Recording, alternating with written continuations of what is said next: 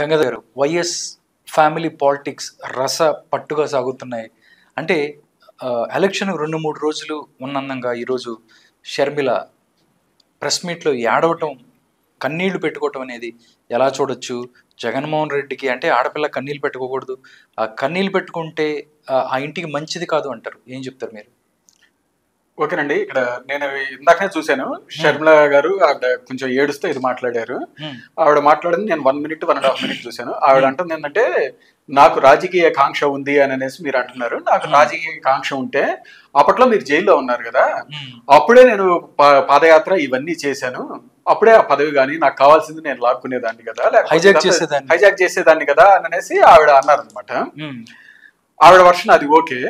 ఇంకోటి ఏంటంటే, ఆయన జగన్మోహన్ రెడ్డి గారు మొన్న ఇంటర్వ్యూలో కానీ ఇది చెప్పింది ఏంటంటే, నెపోటిజం అనేది ఇది ఒకటి వస్తుంది, నా పాలసీ ఇది ఏంటంటే, మా పాలసీ ఒక జనరేషన్ లో ఒక ఫ్యామిలీ నుంచి ఒకరే రావాలి, వేరొకళ్ళు ఇది వస్తే అది నెపోటిజం, అది తప్పు, ఆ రాజకీయం చేయటము అని అనేసి క్లియర్ గా చెప్పాడు ఆయన. అవును. మీకు ఇప్పుడు ఆయన ఎవరు తప్పుడోడు అని అనేసి అన్నారు? రాజశేఖర రెడ్డిని తప్పుడోడు అన్నాడు. ఎందుకు అంటే, ఆయన రాజశేఖర రెడ్డి ఉండగానే వివేకానంద రెడ్డి పాలిటిక్స్ లోకి వచ్చాడు కదా. అవును. రాజశేఖర రెడ్డి ఎమ్మెల్యే అయితే వివేకానంద రెడ్డి ఎంపీ అయ్యేవాడు, ఈయన ఎమ్మెల్యే అయితే వివేకానంద రెడ్డి ఎంపీ అయ్యేవాడు. ఇద్దరు సొంత అన్నల దమ్ములే కదా, ఒకే జనరేషన్ కదా. మరి అది నెపోటిజం చేసిన రాజశేఖర రెడ్డి తప్పుడోడు అని అనేసి జగన్మోహన్ రెడ్డి అంటున్నారా? అలాగే ఇంకొకళ్ళు కూడా వచ్చారు వైఎస్ కుటుంబం నుంచి, రాజశేఖర రెడ్డి ఇంకొకటి ఎవరిని, పురుషోత్తం రెడ్డి, డాక్టర్ పురుషోత్తం రెడ్డి, ఆయన సొంత తమ్ముడే రాజశేఖర రెడ్డికి. ఆయన పులివెందుల ఎమ్మెల్యేగా పోటీ చేశాడు అనమాట. మీకు అప్పట్లో కొన్ని సందర్భంలో అది ఇంకొక సపరేట్ ఇష్యూ అనమాట. అప్పుడు మత ఘర్షణలు ఇదంతా జరిగిన తర్వాత నేదురుమల్లి జనార్దన్ రెడ్డిని దించేసి, మరి చెన్నారెడ్డిని దించేసి ఈయన సీఎం చేయాలి అని అనేసి కోరికతోటి ఈయన ఇదంతా చేశారు అంటారు కదా. అప్పుడు పులివెందుల ఎమ్మెల్యేగా వైఎస్ వివేకానంద రెడ్డి ఉన్నాడు అనమాట. ఈయనేమో ఎంపీగా ఉన్నాడు. ఎంపీగా ఉంటే సీఎం కావడం కుదరదు అనే ఉద్దేశంతో వివేకానంద రెడ్డి చేత రిజైన్ చేయించారు. రిజైన్ చేయిస్తే అప్పుడు అన్ని ఆరోపణలు వచ్చినాయి కదా, మత ఘర్షణలలో మొత్తం రాజశేఖర రెడ్డి హస్తమే ఉంది ఇది అనేసి వచ్చిన తర్వాత ఈయన కాదు సీఎం అనేసి నేదురుమల్లి జనార్దన్ రెడ్డిని చేశారు. సో అప్పుడు వివేకానంద రెడ్డికి కూడా టికెట్ ఇవ్వాల ఆ పార్టీ, మీరు ఇలాంటి వాటిలో ఉన్నారు అనేసి. అప్పుడు మళ్ళీ వైఎస్ పురుషోత్తం రెడ్డి అనేసి డాక్టర్ అనేసి ఆయన ఈయన సొంత తమ్ముడే. ఆయన ఇప్పటికీ పులివెందుల్లో హైయెస్ట్ మెజార్టీ అదే అనుకుంటాను, ఆయనది అనుకుంటాను. సో మీకు చూస్తే అప్పుడు ఇంకో తమ్ముడిని కూడా తీసుకొచ్చారు.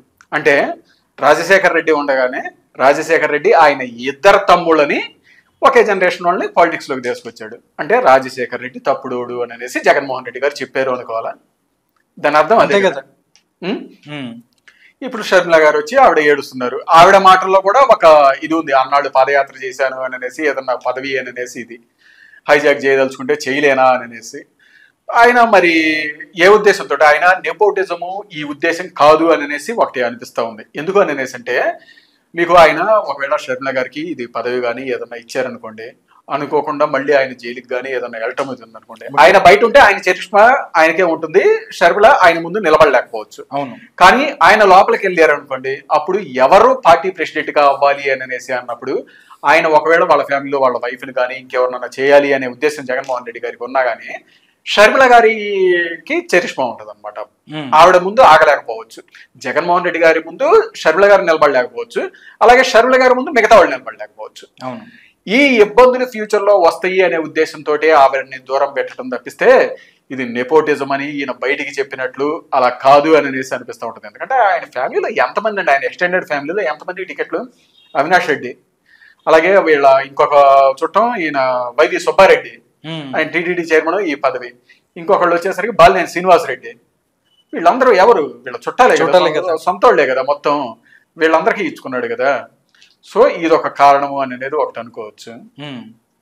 ఇంకా నెక్స్ట్ ఈవిడనే కాదు, నిన్న మొన్న సౌభాగ్యం గారు అనేసి వివేకానంద రెడ్డి గారి భార్య, ఆవిడ కూడా ఇలా ఏడుస్తా ఇదంతా చెప్పినట్లు. అంటే నా పిల్లలకు అన్యాయం జరిగింది, నా భర్తను చంపేశారు, నా పిల్లలకు న్యాయం చేయండి, ప్రజా తీర్పు న్యాయం చెప్పినాడు. ఎగ్జాక్ట్లీ. వాళ్ళు చెప్పేది ఏంటంటే, మేము 5 ఏళ్ల నుంచి దీనికోసం ఏదైనా న్యాయం అనేది న్యాయస్థానంలో జరగాలి. అవును, ఇది కరెక్ట్. వాళ్ళు చెప్పే వర్షన్ ఏంటంటే, 5 ఏళ్ల నుంచి మేము న్యాయస్థానంలో పోరాడుతూనే ఉన్నాము, కానీ ఎదుటి వ్యక్తి తన అధికార బలం అనేది ఎంత ఉంది అనేది సిబిఐ వాళ్ళు అవినాష్ రెడ్డిని అరెస్ట్ చేయడానికి వస్తే అడ్డుకున్నప్పుడే మీ అందరికి తెలిసింది కదా, ఏ రకంగా అధికార బలాన్ని అడ్డు పెట్టుకొని ఇలా చేస్తున్నాడు. ఆ అధికారాన్ని తీసేయండి, అప్పుడు మాకు న్యాయం జరుగుద్ది అని అనేసి వాళ్ళు అంటున్నారు. అలాగే వారి కుటుంబం దాన్ని రాష్ట్ర ఎలక్షన్కు ముడిపెట్టడం సమంజసమా కాదా అని అనేసి అంటే 2019 ఎలక్షన్స్ లో దాన్ని రాష్ట్ర సమస్యగా ఒక ప్రొజెక్ట్ చేసేసి దాన్ని చూపించారు కదా. అందుకని ఇప్పుడు మీరు దాన్ని బేస్ చేసుకొని అప్పుడు కొంత తీర్పు ఇచ్చారు, ఇప్పుడు దీన్ని బేస్ చేసుకొని తీర్పు ఇవ్వండి అని అనేసి వాళ్ళు అడుగుతా ఉన్నారు. మీకు ఆవిడ ఇంకొకళ్ళు సునీత గారు కూడా మొన్న ఏబిఎన్ ఇంటర్వ్యూలో క్లియర్ గా అదేనండి. ఇంకొక అంశం కూడా, వివేకానంద రెడ్డి గారిని కొట్టాడు జగన్మోహన్ రెడ్డి అనేది కూడా ఒక అంశం టీవీ ఇంటర్వ్యూలో విన్నాం. అంటే ఆయన రిజైన్ ఇవ్వడానికి వెళ్ళినప్పుడు అక్కడ కన్ను ఏదో వాచినట్టు కనిపించింది అండి. నిజంగా ఎంత వైలెంట్ గా ఉంటుంటారు అసలు అది ఎటువంటి సిచ్యువేషన్ అని అనేసి అంటే మీరు ఆవిడ కన్ఫెస్ ఆవిడ చెప్పారనమాట, అవును మా తండ్రిని కొట్టారు ఇలా చూయించాడు అని అనేసి. అసలు నాకు వెంటనే అనిపించింది ఏంది అని అనేసి అంటే అసలు ఆ రోజు వివేకానంద రెడ్డి సునీత రెడ్డి మధ్య కాన్వర్జేషన్ ఏం నడిచి ఉంటది అని అనేసి. ఎందుకంటే సునీత వాళ్ళు ఆయన ఎంపీ, ఆవిడ పెద్ద డాక్టర్, ఇదంతా అవ్వచ్చు, కానీ అల్టిమేట్ గా చివరికి వచ్చేసరికి ఫాదర్ అండ్ డాటర్. అందరి మధ్య ఉన్నదే అందరి ఫాదర్ మధ్య డాటర్ మధ్య ఎలా ఉంటుందో వాళ్ళు అలానే ఉంటారు. సో ఆవిడ రిజైన్ ఆయన రిజైన్ చేశాడు అనే న్యూస్ వచ్చిన తర్వాత ఆవిడ ఖచ్చితంగా అడుగుద్ది కదా, ఏంటి నాన్న ఎందుకు రిజైన్ చేసావు అనేసి. అప్పుడు ఏం చెప్పగలుగుతాడు వివేకానంద రెడ్డి? అమ్మా జగన్ రెడ్డి కొట్టాడు అని అనేసి చెప్పగలుగుతాడా?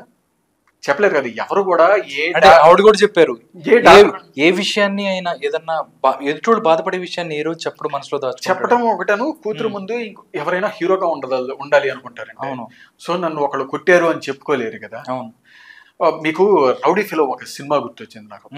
అందులో కూడా ఒక జర్నలిస్ట్ అనమాట, ఆ జర్నలిస్ట్ ఏదో నిజాలు రాశాడు అని అనేసి అతన్ని రౌడీలు వచ్చి కొడతంటే వాళ్ళ చిన్న పాప చూస్తుంటే అరే నా పాప ముందు నేను తన్నులు తింటున్నానే, ఇది నా పాపకి అర్థం కాకూడదు అని అనేసి, అమ్మ మేమిద్దరం ఫ్రెండ్స్ అమ్మ అందుకని కొట్టుకుంటున్నాం అమ్మా అని అనేసి చెబుతాడు. అది ఎంత painful situation. Same Vivekananda Reddy కూడా ఆ రోజు ఆవిడతోటి ఏం లేదమ్మా మన జగన్ రెడ్డి అమ్మ మన వారసుడమ్మా, అతన్ని ఎంపీగా చేయటానికమ్మా మనం రిజైన్ చేయాలి కదా అందుకని చేశాను అనే చెప్పుకొని ఉంటాడు అని నాకు అనిపిస్తుంది. కాకపోతే అల్టిమేట్ గా ఆఫ్టర్ 3 or 4 days అన్ని న్యూస్ బయటకు వచ్చింది అప్పట్లోనే. ఆ తర్వాత ఆవిడకి తెలిసి ఉంటుంది.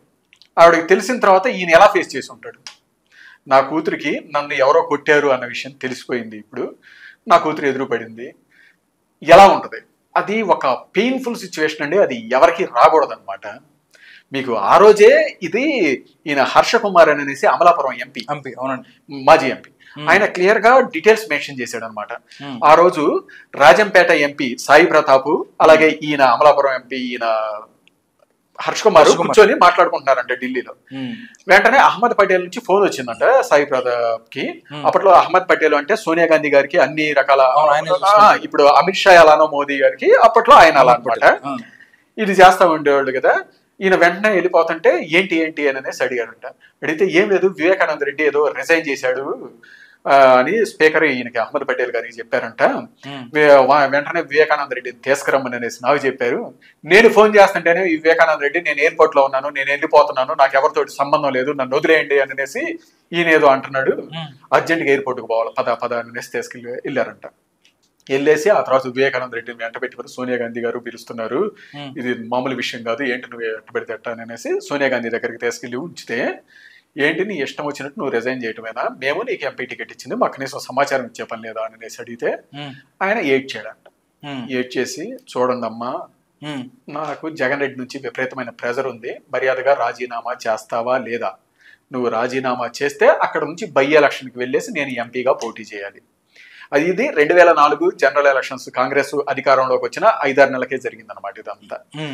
అలాగే నా మీద చేయి కూడా చేసుకున్నాడమ్మా అని ఏడ్చాడంట. ఏడిస్తే అప్పుడు సోనియా గాంధీ గారు రాజశేఖర రెడ్డి గారికి ఫోన్ చేసి, ఎట్టా పడితే అట్ట బిహేవ్ చేయొద్దు, నీ కొడుకుని కంట్రోల్ చేసుకో, ఏంటి మీద అనుకుంటున్నారా ఏంటి పార్టీ, ఇది దాని వార్నింగ్ ఇచ్చింది. ఆ రోజు దాని ఎఫెక్ట్ కేవీపీ రామచంద్రరావు మీద కూడా పడింది. ఏంటంటే అప్పుడు ఆ ఫస్ట్ లిస్ట్ లో ఆ రోజు రాజ్యసభ ఇది ఉంది కదా, రాజ్యసభ దానికి కేవీపీ రామచంద్రరావు పేరు పంపించాడు అనమాట రాజశేఖర రెడ్డి. పంపిస్తే కేవీపీ రామచంద్రరావు పేరుని సెలెక్ట్ చేయాల. మామూలుగా అయితే రాజశేఖర రెడ్డి హై మెజార్టీ తోటి ఇటు గెలిచాడు, ఒక పలుకుబడి ఇదంతా జరగాలి. అందులోనూ కేవీపీ రామచంద్రరావు అంటే ఎప్పటి నుంచో పార్టీలో ఈయనకు వ్యూహకర్త, ఇదంతా సొంత నా ఆత్మ అని చెబుతాడు కదా. అట్లాంటి ఆయనకి రాజ్యసభ ఇప్పించుకోలేకపోయాడు. కేవలం ఇదే కారణం చూపించి మీ ఇష్టం వచ్చినట్టు బిహేవ్ చేస్తే మీ కుటుంబం ప్రకారం ఇది కుదరదు అని అనేసి ఫస్ట్ ఫేజ్ లో కేవీపీకి ఇవ్వాల రాజ్యసభ. అప్పుడు అప్పుడు ఏదో గౌరవ సలహాదారు అని పెట్టుకొని ఈయన ప్రభుత్వంలో రాష్ట్రంలో దాంట్లో ఇది పెట్టుకున్నాడు. ఆ తర్వాత రాజ్యసభ వచ్చిందనమాట. మీకు ఇదనే కాదండి, ఇది ఆయన ప్రతిపక్షంలోనో లేకపోతే అధికారంలోకి రాజకీయాల్లోకి రావాలనుకున్నప్పుడు ఇది జరిగింది. మీకు ఆయన కాలేజ్ డేస్ చూసుకున్నారు అనుకోండి, ఆయన కాలేజ్ డేస్లో కూడా సింహాద్రిపురం ఎస్ఐని కొట్టాడు అని అనేసి ఈయన పౌర హక్కుల నేత హరగోపాల్ గారు తన బుక్లో రాశారు. ఆ రోజు సింహాద్రిపురం ఎస్ఐ, సింహాద్రిపురం అంటే పులివెందుల్లోనే ఉంటుంది అనమాట అది. ఆ రోజు హరగోపాల్ వెళ్ళేసి రాజశేఖర రెడ్డిని అడిగాడంట, ఏంటండి మీ వాడు ఇలా ఎస్ఐని కొట్టడం ఏంటంటే, ఇది కాకపోతే ఎంత మాత్రం మీకు పవర్ ఇట్లాంటివి అని అనేసి ఉంటే, మా వాళ్ళు కొన్ని విప్లవ భావాలు ఉన్నాయండి అని అనేసి నవ్వుతా కవర్ చేసుకున్నాడంట. విప్లవ భావాలు కాదు, మీకు ఇంకొంచెం ఆయన స్కూల్ డేస్ లోకి వెళ్ళారు అనుకోండి. మొన్న ఆంధ్ర షుగర్స్ అధినేత చెబుతున్నాడు. అవును, ఒక మీటింగ్ లో ఒక వీడియో కూడా వైరల్ అయింది. ఎస్, అవును. ఆయన ఆంధ్ర షుగర్స్ అధినేత, ఈయనకి సీనియర్ అనమాట. ఉండేసి ఆ పబ్లిక్ స్కూల్లో 3 సార్లు టీచర్ని కొట్టాడంట. 3 సార్లు టీచర్ని కొట్టి టీసీ ఇచ్చేస్తే రాజశేఖర రెడ్డి 3 సార్లు వచ్చి బతిలు అడుగున్నారంట. సో ఎటువంటి నేచరు వీళ్ళది ఏంటి? ఆయన చైల్డ్ చిన్నప్పుడు అలానే ఉన్నారు, ఎత్తు వయసుకు వచ్చిన సిఐల్ని వీళ్ళని కొట్టడం అలా ఉంది. ఆ తర్వాత రాజకీయాల్లోకి రావాలనుకున్నప్పుడు వివేకానంద రెడ్డిని చేయి చేసుకున్నాడు అని అనేసి వీళ్ళు చెప్తున్నారు. ఆ తర్వాత అధిక ప్రతిపక్షంలోకి దీంట్లో ఉన్నప్పుడు నెక్స్ట్ సీఎం కావాలి అనుకున్నప్పుడు వివేకానంద రెడ్డిని చంపిన వాళ్ళని సపోర్ట్ చేస్తా, అలాగే దీని మొత్తాన్ని స్కెచ్ ఈయన అన్నట్లు వీళ్ళ చెల్లెళ్ళు చెబుతున్నారు.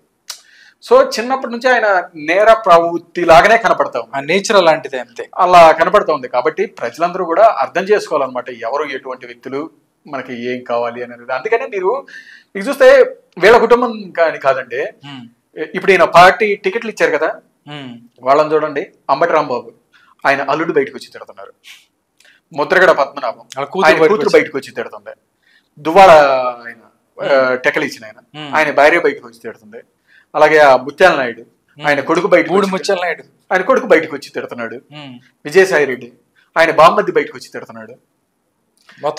మొత్తం ఈయన కుటుంబం ఎలా తిడుతున్నారో మిగతా వాళ్ళని. సో ఈయన అసలు ఈ వ్యక్తి ఏదైతే మన వ్యక్తిత్వం ఉంటుందో అదే రిఫ్లెక్ట్ అయింది అనమాట మిగతా వాటి మీద అనమాట. సో ప్రజలందరూ ఎటువంటి నేతలు కావాలి అని ఆలోచించి నిర్ణయం తీసుకోవాలండి. Okay, thank you. చూద్దామండి, ఇంకా 2 రోజులే టైం ఉంది. డెఫినెట్లీ వాళ్ళకి విఘ్నులు వాళ్ళందరికీ తెలుసు. డెఫినెట్లీ ఒక మంచి వ్యక్తికి ఎవరైతే ఎన్నుకుంటారో తద్వారా ఆంధ్రప్రదేశ్ ముందుకు వెళ్తుందని కోరుకుందాం. Thank you so much. Thank you అండి.